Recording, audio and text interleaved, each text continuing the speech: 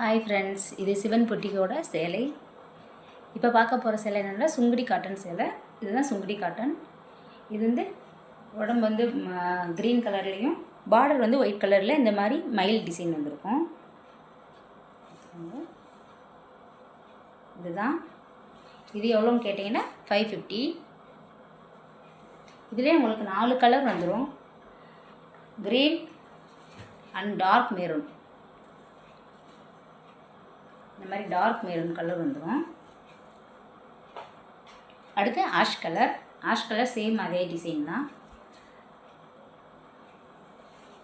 Design இந்த மாதிரி வந்துடும். அடுத்து டார்க் ப்ளூ. பார்த்தீங்களா, இந்த மாதிரி டார்க் ப்ளூ. இது சேம் டிசைன் தான்.